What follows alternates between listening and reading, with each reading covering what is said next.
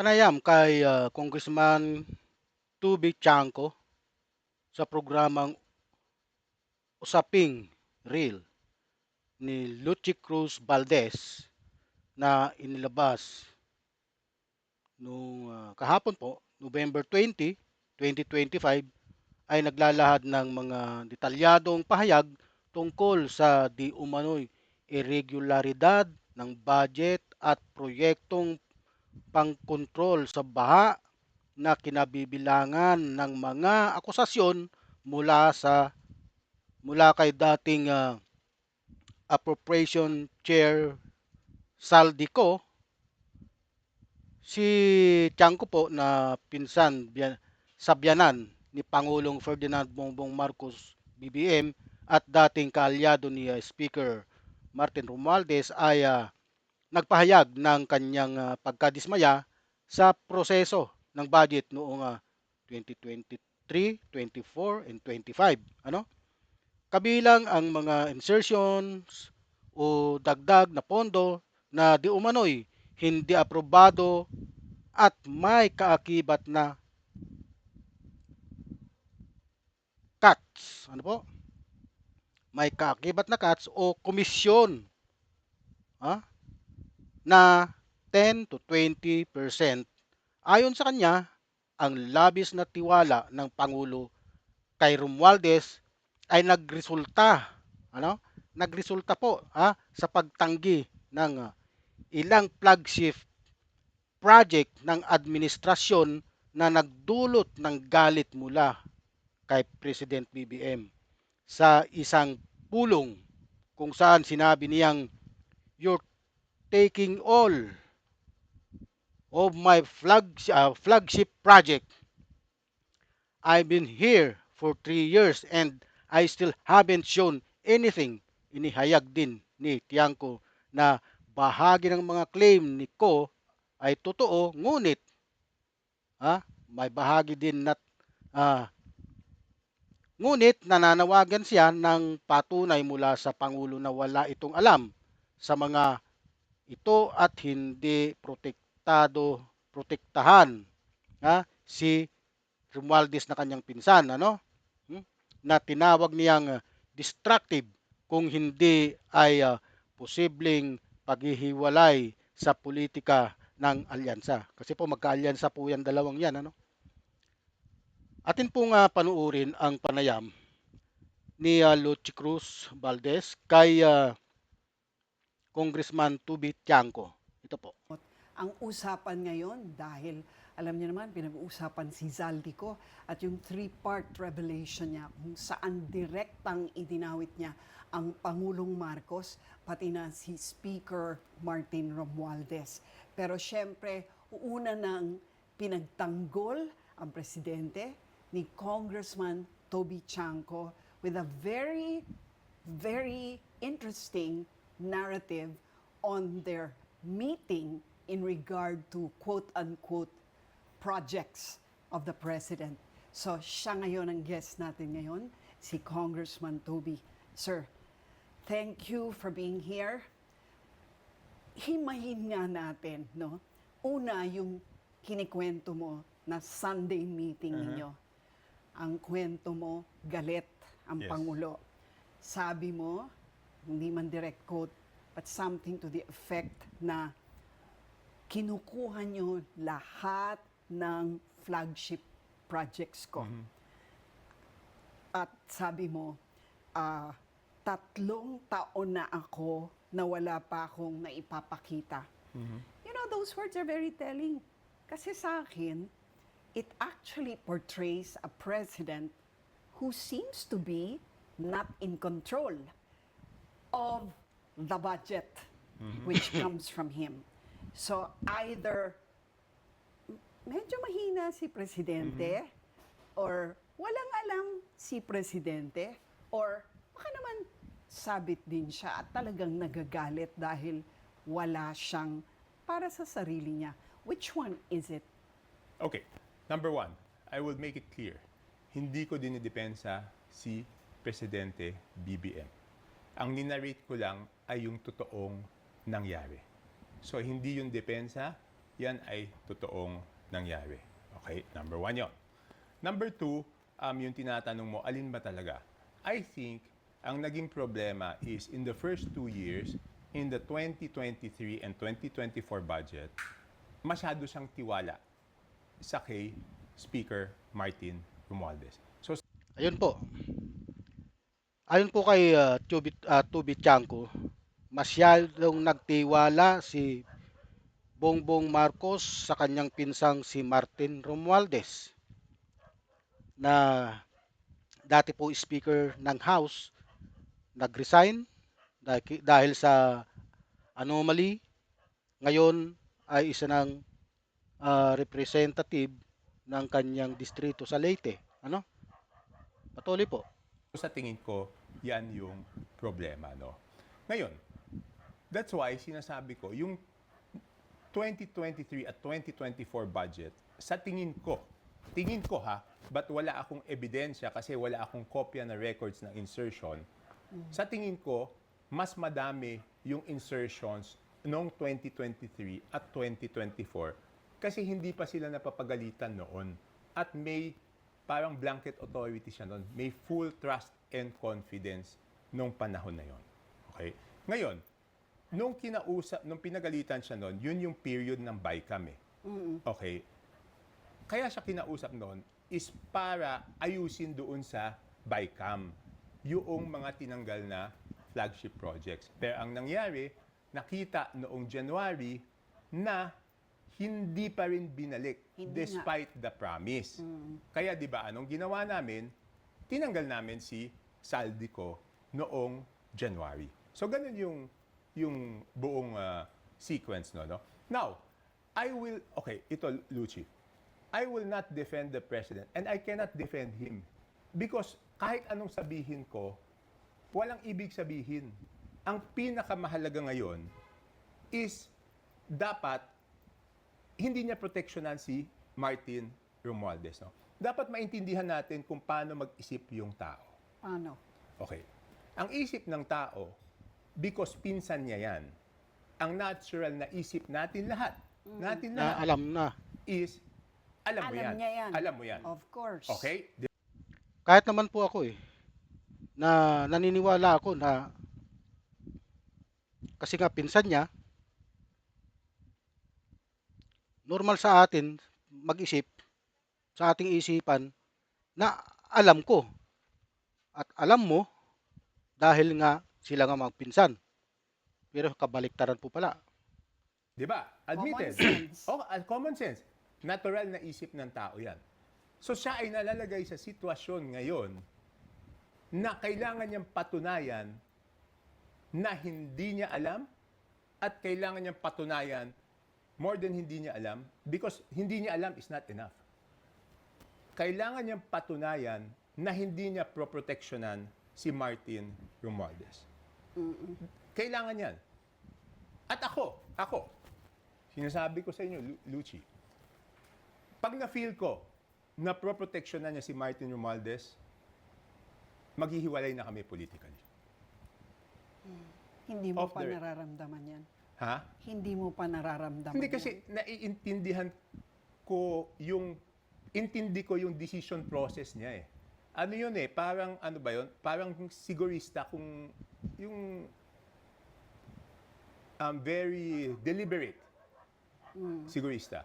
Pag naramdaman ko yan, na pro-protectionan niya or si Martin Romualdez or kahit yung isosoften yung tama, di ba? Yung hindi full effect of the law, maghihiwalay na kami politically. Ni Presidente. Yes. Okay, so ganito na lang. Sinasabi mo, nagtitiwala siya. So nagtiwala siya ng 2 taon at ito, nakita na nga niya, teka, sobra na. Di ba? Bakit hindi pa rin niya ibinunyag yon? Kahit napinsan niya eh.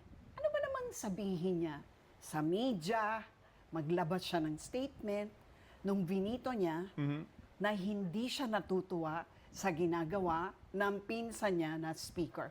Ano ba naman na kinastigo niya? Dahil alam nga niya na, ano ba? Ba't That- niyo tinanggal lahat ng proyekto ko? Yun ang gustong gawin ng gobyerno ko. Wala man lang pagkakastiga na ganun. That was my disappointment too. No? My disappointment was not that hindi niya kinastigo. No? My disappointment was that bakit hindi pa natin tanggalin as speaker? Exactly. Kaya lang, Lucy, yun ang isang bagay na hindi ko masabi sa kanya direkta. Kasi baka isipin niya, kaya ako gusto tanggalin si Martin, Nag-ambisyon ka. nag-aambisyon ako. So pagdating dyan sa bagay na yan, medyo sensitive eh. Yan ang isang bagay na hindi ko Nakuha ko yung point ni Tubi Chanco, no. Kasi nga magpinsan si Martin Romualdez at Bongbong Marcos. Ah, hindi niya inirekomenda na tanggalin na lang yung kanyang pinsan. Kasi nga baka pag-isipan ni Presidente Bongbong Marcos na nag-aambisyon siya na pumalit sa pwesto ni Martin Romualdez. Ano? May punto siya, may point siya. talaga admittedly, I mean, kasi ako, magbibigay ako unsolicited sa advice. Kung magalit, wala akong problema kasi yun ang tingin kong tama. Were Pero you- yun yung isang bagay na hindi ko talaga maintindihan. Bakit hindi pa natin tanggalin? Nakakasira na ito. If, teka, were you- Nakakasira siya eh. Okay, pero were Oh. you in the running? Feeling mo ba, pag didiskitahan ka, ang dami-dami yung congressman, di ba? Bakit ka napapraning na baka isipin, ay, nag-aambisyon tong si Toby Chanco. Were you in the running? No, because that was the usapan, di ba? If he will be replaced. There was talk. Oo. Yeah. Na isa ako sa mga... Well, why couldn't you just say castigate him and I'm not going to replace him? No, I said that once eh. Pero yung sasabihin mo paulit-ulit mong sasabihin, di ba ang hirap nun eh. Di ba kahit sabihin mong hindi ako interesado, kung paulit-ulit mong sinasabi, eh parang interesado ka. Di ba? So, yun ang isang bagay na hindi ano. Pero sasabihin mo, yun talaga medyo disappointment ko yun na dapat tinanggal namin si Martin Romualdez earlier on. O, tsaka kasi, considering na 6 na taon lang siya dyan, nakaraan ng 1 taon, pinaraan niya. Pangalawang taon, nagparaya. No. Yung Parang ang sa akin lang, kung presidente ka, di ba, you hit the ground running. No, yung first and second year, sa tingin ko, either, hindi ko alam ang duda ko lang, baka hindi pa nakakaabot sa kanya or vine-verify pa niya kung totoo yung, So, isa pa yan. Alam yung mo, reports. Ngayon, itong pangatlong taon, up to July 29, okay, may naka-hold na hindi i-release na 86 billion. bakit? Hindi, yun yung pinagdududahan, di ba?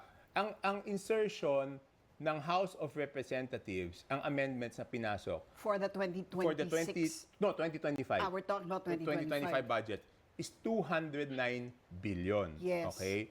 Ang unang ginawa niya is pinahold. Oo. Okay. Right. Walang gagalaw diyan. Oo. Okay? Na pondo. Okay? Ngayon, nung walang gagalaw na pondo, kaya ako natawag sa meeting na 'yon kasi nga inuulitin ko in January hiningi niya kay then Senate President Chis Escudero yung listahan ng insertions at hiningi niya kay then Speaker Martin Romualdez yung listahan ng insertions. So, hiningi niya, binigay ni then Senate President Chis Escudero within 3 days. March 24, wala pa yung House. Kaya lang ako napasok dyan sa usapan na yan. So, para hingin ko doon sa House yung listahan nung naka-hold na 209 billion. Kasi nagpe-pressure naman sina JJ Suarez kay Secretary Mina Pangandaman na releasean na ng SARO. Eh may utos yung presidente na wag i-release. Okay. Okay? So, kaya para mapag-aralan, alin ba dyan yung may kalokohan o alin yung legit, pinakuha sa akin yung listahan para pag-aralan ko. Pero at that time, alam ko na yung bentahan ng projects. Okay. So, No, sinabi ko rin yan kay Speaker Martin Romualdez noong November. Totoo pala po yung mga sinasabing bentahan ng project. Naalala niyo po ba si Guardiola at saka yung dating mayor ng mataas na kahoy sa Batangas? Mas matindi pa pala ito kay Diskaya. Kung si Diskaya may mga 40 mga kotseng magagarang kotse, mga luxury car. Si Guardiola pala ay nasa 70 ang kanyang mga luxury, ha? At saka 40 daw ang kanyang mga sports car. Napakarami. Si Guardiola po ay congressman dito sa Batangas, dito sa mataas na kahoy. Ano po? Pagpatuloy po natin. Sabi niya kasi sa akin, bakit galit And na... this Yeah. was 3 months before. Yes. Bale, okay. Sinabi ko sa kanya, yung experience ko doon sa bentahan, at ang sabi niyang sa akin, dapat dumiretso ka na lang sa akin. So parang, Wala lang sa kanya. hindi ibig sabihin, di ba? Parang, Kalakaran na nga. parang alam niya, Oo. pero para exempted ka, dapat pumunta ako sa kanya. So, hindi... Kumbaga, kung dumiretso ka sa kanya, wala na nung 20%? Oo, parang gano'n. Hindi, ang sinisingil sa akin is... Para lang malinaw Tama, kasi, tama. di ba? Ang sinisingil sa akin is 10 kasi daw presyong kamag-anak kaya may 50% discount. So tinanggihan ko yun kasi sabi ko, hindi ko kayang sabihin yan dun sa district engineer kasi pagdududahan ako. Sabi ko kay speaker noon, never ko to sinabi sa'yo kasi ayokong lumabas nagsusumbong ako o naninira ako. Pero ngayon, Ganito po. Mayroon po akong lalaktawan po muna natin yan kasi may mas exciting part dito, no? Ito po. gano'n. At hindi yun ang masama. Ang masama, kahit hindi congressman, contractors, nakaka-value mo sa Ni Presidente. na Ganun ang kalakaran. at that one, I never spoke to him. Kasi nga sabi ko sa iyo, okay, you have to understand, Lucci. Pagtungkol sa House of Representatives, out of respect, kahit hindi na kami okay ni Martin, ayoko na nagre-report direkta sa presidente nang hindi naman ako tinatanong. 'Di ba? Kasi may Tama. speaker doon na pinsan pa niya. And even after nung speaker pa rin si Martin nung 20th Congress, hindi na talaga kami nag-uusap. Hindi pa rin ako nagsasabi sa kanya ng kahit ano tungkol sa Kongreso out of respect to Majority Leader Sandro Marcos. Ngayon, nandiyan si Speaker Boji, hindi ako mag-report ng kahit ano out of respect to the leadership of the House. Malaman mo yan, i-confirm mo sa akin, Okay. hindi ako magkukwento ng kahit ano. Anong tingin mong dapat naging reaction ni President Marcos doon sa kinikwento mong Sunday meeting na galit siya, hanggang galit na lang ba siya? Hindi ba dapat kung presidente ka, pwede mong pa-imbestigahan eh. Hindi, okay. Yung galit, alam mo, hindi siya ordinary yung galit eh. And I've known him over 30 years. Hindi nagagalit yun eh. First time ko nga makita na galit yun. First time. Ito First time daw makita ni Tubi Chanko na nagalit si PBBM dahil nga doon sa mga flagship project na natanggal. Kasi binibintahan nga nila si PBBM na may mga na hindi daw dapat bakit daw hindi niya alam doon sa mga flagship project niya na tinanggal. Di ba? Tapos pagdating ng January, hindi pa rin ibinalik yung flagship project nga na tinanggal ng Kongreso, tinanggal nitong si Martin Romualdez at saka nitong si Saldico. Na nakita ko na galit. Tsaka sabi ko nga, ang description ko, nanliliit ako. Ang isip ko nga, bakit pa ako sinama? Pwede naman kayo mag-usap dalawa dito, di ba? Bakit? Yun ang isip ko nun eh. Pero hindi, I mean, ayoko nilang ulitin yung mga masasakit na salita eh. Pero kung ako yon, hindi na ako magpapakita ulit sa presidente. At kung ako yon, magre-resign na ako bilang speaker. Kung ikaw, kaya lang makapalang mukha talaga nitong si Martin Romualdez, Alam mo, sa totoo lang talaga, naniniwala ako na ang punot dulo nitong mga kalukuhan na to si Martin Romualdez eh. Sinamantala niya ang pagiging mabait ng kanyang pinsan. Ang kanyang pinsan nagtiwala sa kanya, kaya lang mayroong pananamantala na nangyari. Ganyan po. Yan po ang mga nakikita kong dahilan. Kaya napapahamak tuloy ang presidente, ano? Kaya siya bumuo ng mga ganitong aksyon, ano? Like how painful. Masakit talaga. Sobrang sakit. Like what? Ayoko nang ulitin mo, Chi. Ang sasakit na salita eh. I mean, masasakit talaga.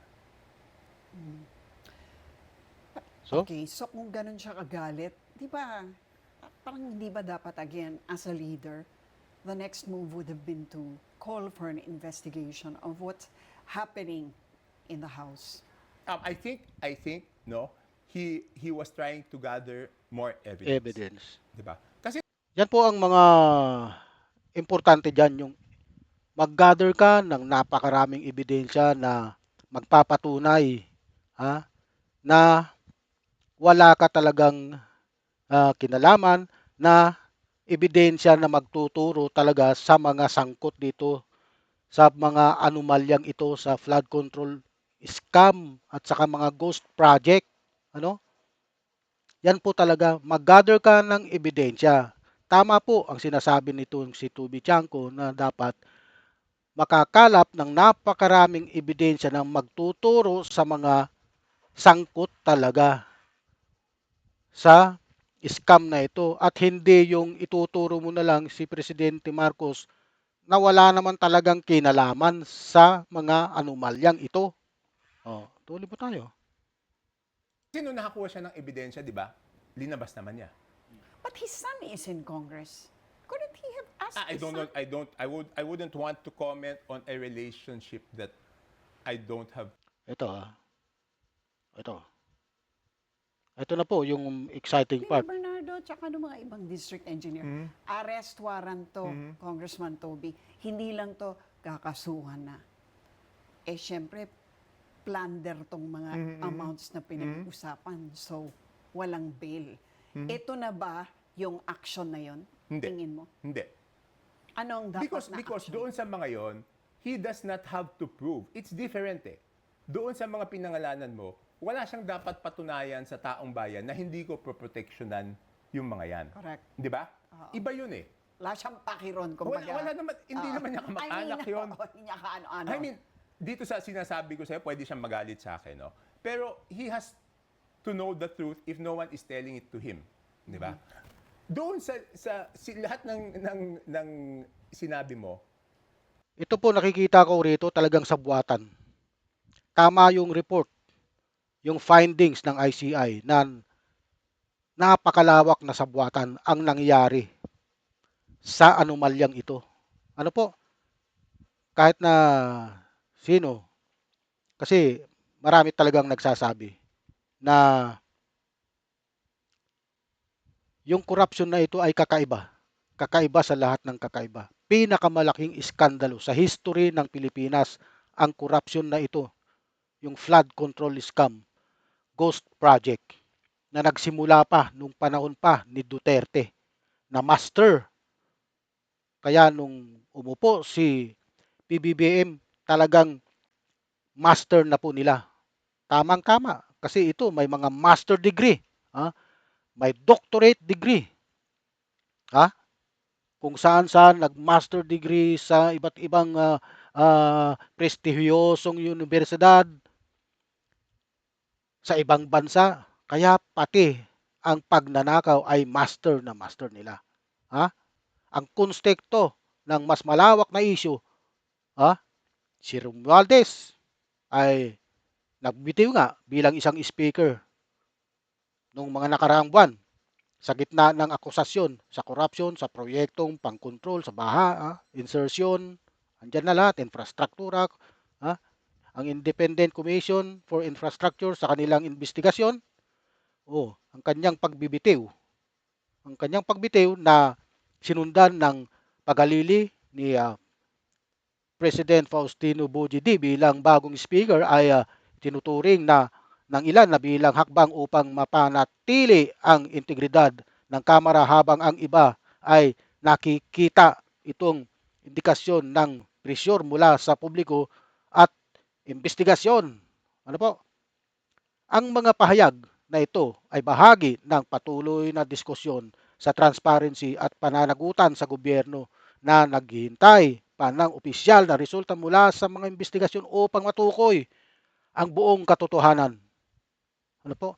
Nang hindi nagpapahiwatig ng anumang konklusyon tungkol sa mga akusado. Okay? Maraming salamat po sa inyong pakikinig sa aking vlog.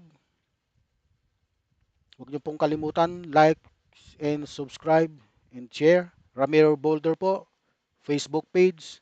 Marami pong salamat.